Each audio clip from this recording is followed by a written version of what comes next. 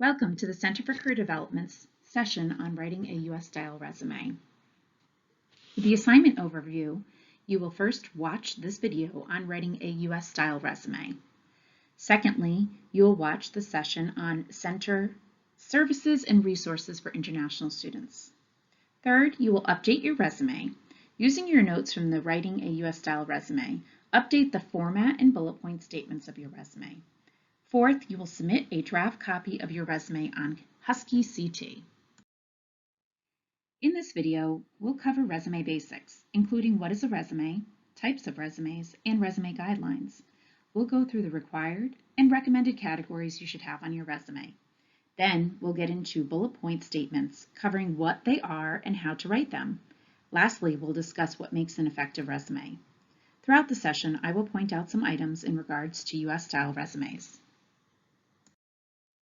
Before we get into our overview, I want to talk briefly about becoming career ready, what career competencies are, and what specific competencies this presentation and utilizing the Center for Career Development will help develop. Becoming career ready comes from the National Association of Colleges and Employers Foundation of Career Readiness, which is having the ability to demonstrate core competencies that broadly prepare the college educated for success in the workplace and lifelong career management. In simpler terms, becoming career ready is the development and articulation of these 8 competencies that have been identified by employers as essential for career success. We have some great resources on our website, career.uconn.edu, to help you identify your competency levels and ways to further develop them. Choosing to learn about the Center for Career Development is an excellent way to further build your career and self-development, communication, professionalism, and technology competencies. Additionally, we can assist you in finding many ways to enhance and talk about each of these competencies during your time at UConn. What is a resume? A resume is a document that presents critical and relevant information to the reader, which could be an employer or a graduate school. It's typically a one-page document that highlights your educational background, experiences, accomplishments, skills, and interests, though it could be longer depending on your industry and depth of experiences. It's the most important document in marketing yourself professionally, so you want to make a good first impression. The goal of a resume is to get an interview, and in the interview is what gets you the position. When you are creating your resume, we have some general rules that you should follow. An undergraduate resume should be 1 page in length. In some fields and for graduate school applications, a 2-page resume may be standard, so students in these fields may have a longer resume.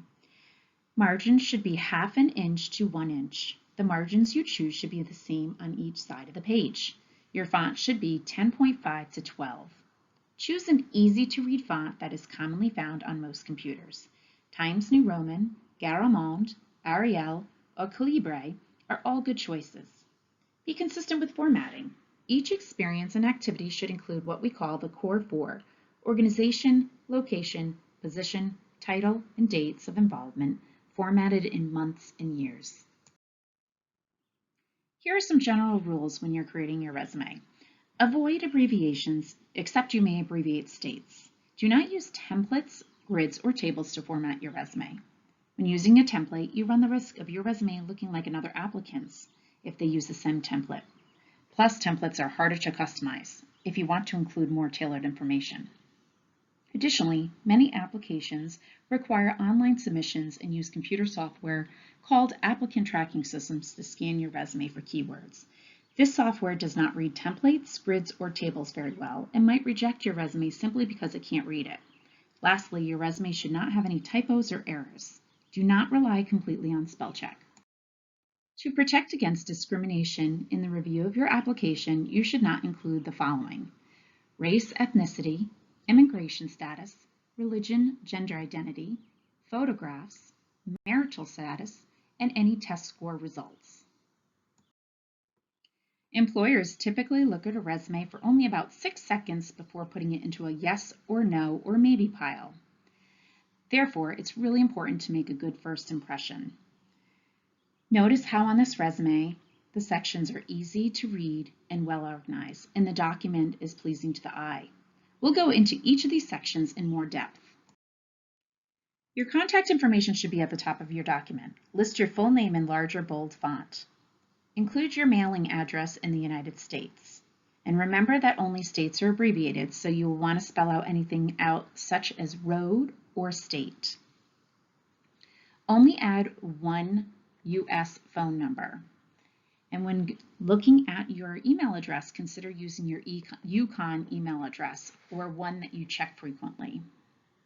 If you have a LinkedIn profile, you can list the URL as well. After your contact information, you may choose to include an objective statement. Though optional, an objective statement is a great way to really tailor your resume to a specific position and highlight relevant skills you possess and will demonstrate in your bullet point statements. Objective statements contain 3 parts. Number 1, they list the position or title you are applying for.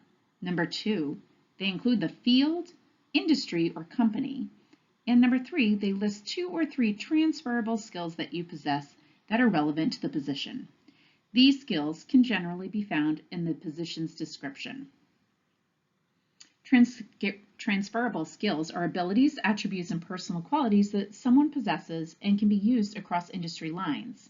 Some examples include administrative skills, interpersonal skills, leadership skills, and verbal and written communication skills. The next section on your resume is the education section. Include University of Connecticut fully spelled out. Do not abbreviate it to UConn. List the location, and below that include your degree, major, and graduation date.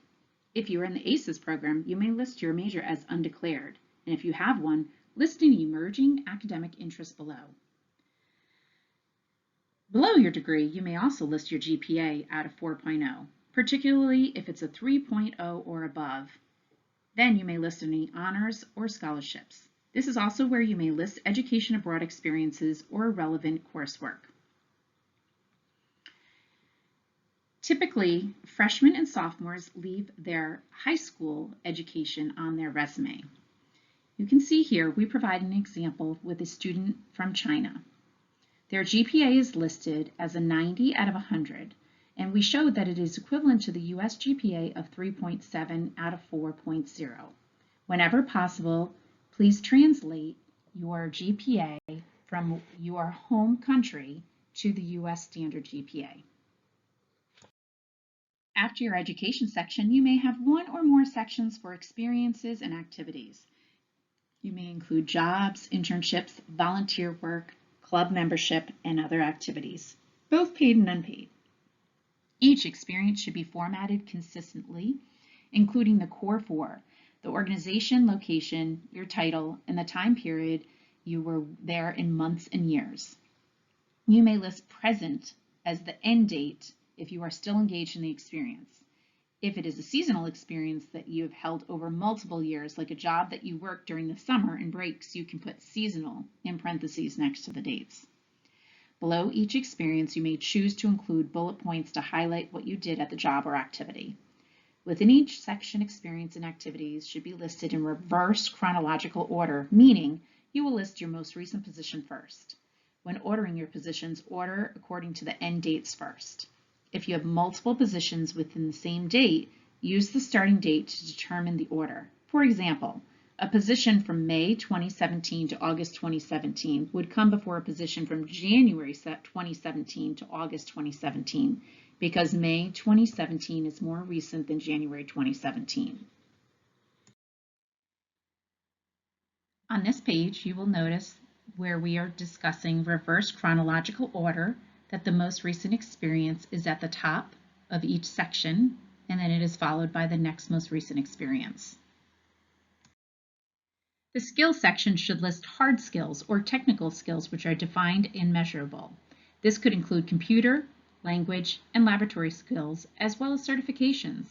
These type of skills can be demonstrated to an employer through certifications or test of ability. For instance, if an employer asks you to create a PowerPoint presentation, they will immediately know if you have the necessary skills based on your ability to complete the task. This is also a great place for you to use your international perspective to your advantage. Employers find immersion in multiple cultures appealing. Accentuate that you are bilingual or multilingual and that you have experience in cross-cultural work environment. In the skills section, be sure to add your native language. For instance, you could write that you are fluent in Mandarin Cantonese. This shows that you are linguistically diverse. If space permits on your resume, you may consider adding one line of your personal interests. This is an optional section. The upcoming slides are demonstrations of some of what we discussed regarding the resume formatting. So here's an overview of what a one-page resume looks like, showing the consistency in formatting and the right and left, how things are balanced out on the resume. This page indicates the margins, which are on the top, bottom, left, and right. You want to have some space on all four sides. It's just easier and more pleasant on the eyes when you have a balance of margins anywhere from about a half an inch to 1 inch on all sides when possible. On this page, we are demonstrating the font size where we have kept it between 10.5 and 12 point in the base of the resume. You definitely want to keep it above the 10.5. Anything lower would be very hard to read. The exceptions are your name can be larger, and any of the content sections or your contact information may be larger as well. On this page, we want to look at the consistent formatting. We had mentioned including the core four: a company name, an organization, your position title or degree, your start date and end date, and the location. And then you want to use bold and italicized consistently. And here we just wanted you to see the standard fonts. You want to choose the common one like Times New Roman or Garamond. Also, you will notice that we avoided using tables, grids, and templates. Here we demonstrated that we spelled out the word Connecticut in University of Connecticut. So we want you to avoid abbreviations except for states, some programs, certifications, and organizations. Spell check does not pick up on all spelling errors, so be sure to have others review it. And the Center for Career Development offers resume critiques regularly, and it's a wonderful way to have your resume looked at. And this can be done as early as your first year at UConn, and then as you update it, we're happy to review it multiple times. One additional tip is to avoid using personal pronouns such as I, me, my, or their. When writing your resume, you want to pay attention to the tenses, your present tense versus past tense. So if something has occurred in the past, you want to put the verb in past tense. Once you have the formatting and sections of your resume, you'll want to focus on writing your bullet point statements. Bullet point statements are 1 or 2 lines that describe what you accomplished or learned in a certain experience. They are one of the most critical components of your resume because they allow the employer to understand how each experience relates to the one you're applying to, as well as describe the quality of your work and showcase your transferable skills. Your bullet point statement will allow the reader to understand how each of your experience relates to the ones that you are applying to. They also describe the quality of your work and capitalize on your transferable skills. It takes some work and consideration to write bullet points. You will see on the slide that the before on the left-hand side is the beginning of when a student began writing their bullet point statements. And in the after is after they spent some time working on them, what it looks like. We will go further into detail in the upcoming slides to help you get from the simple before to the more complex after. Transferable skills are abilities, attributes, and personal qualities obtained during your study and experiences that you can use across industry lines. Transferable skills are something that you will want to include in your bullet point statements. In the past, you may have heard of these as soft skills. It is important to note that these will not fall into the skills section. Instead, you will take a couple of them that you have and add them to your individual bullet point statements that will come under the work experience that you have, internships, projects, or any other bullet points that you may develop on your resume. Every bullet point should include 3 things. Number 1, the what is, what you do. What tasks or responsibility did you complete? Number 2 is the how. How did you do it? What skills did you use to complete the task or responsibility? What transferable skills did you list in step 1? You could also include technical or hard skills, industry-specific skills, or specific procedure or protocol. The why is, why did you do it? What was the results or importance of the task or responsibility? How did it lead to a positive outcome for the organization? When you do this activity on your own, you will think about an experience you would like to write about or improve on a bullet point statement. Then brainstorm some of the tasks or responsibilities for the what, list some of the skills you use for the how, then write the importance or outcome of the task for the why. Here is an example of a bullet point that incorporates the what, how, and why. Analyzed and edited 15 articles for Company magazine to ensure accuracy and high standards in writing. Here are some more tips on how to highlight your strengths as a global student into your bullet points. First, highlight your communication skills. Incorporate how you have used your written and communication skills effectively in an academic or professional setting. For example, you may have presented a workshop to 100 students for UConn's Foundations of Biology class. The second suggestion is to highlight your global perspective. Draw attention to the fact that you have traveled and lived in multiple countries. This demonstrates versatility and a mindset of inclusiveness that shows your awareness of and engagement in other cultures. The third tip shows how to provide an international frame of reference. And as an example, you can say that a fastest growing marketing firm in England or third largest technology company in India. At the beginning of this video, we mentioned the word applicant tracking systems. They are a software application that manages applications and applicants from as early on of the first inquiry to hiring. They are systems that collect, sort, scan, and rank job applications based on match-to-job postings. They're communication systems during all phases of the application and hiring process. They can also provide an onboarding function with new hires access to employment forms, company information, etc. You may be curious about what they track. They can track everything from skills, whether or not you've worked for a competitor. It asks about work authorization, keywords and phrases, past job titles, the years of experience that you have had in different positions, and the various schools that you have attended. For each position that you apply to, you will want to look at the job posting and pull out the keywords of the skills, abilities, and qualifications that you have, and you will want to incorporate some of those keywords into your resume. Your resume should be tailored for each position that you apply to. A well-written and formatted resume tells an employer a lot about your professionalism and improves the chances for gaining an interview. It is your responsibility to demonstrate how your academic, extracurricular, and work experiences connect to every specific position you apply to. Look at the position description and search for clues, use keywords, and draw connections. It is important to remember that a successful resume must demonstrate experiences that match what the employer needs.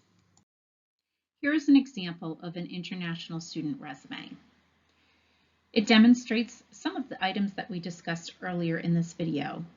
For example, the education section shows education from outside of the United States. It also indicates the language skills in the skills section, and some of the experiences are also from outside of the U.S. When you write your U.S.-style resume, here's the tip sheet that you can follow along with regarding the formatted recommendations, the content categories, what to include versus what not to include, and then additionally, we have a lot of resources on our Center for Career Development website. We have an International Student Affinity page, and that covers a lot of the topics that we discussed today. And we encourage all students to have a one-on-one coaching session to have your resume reviewed.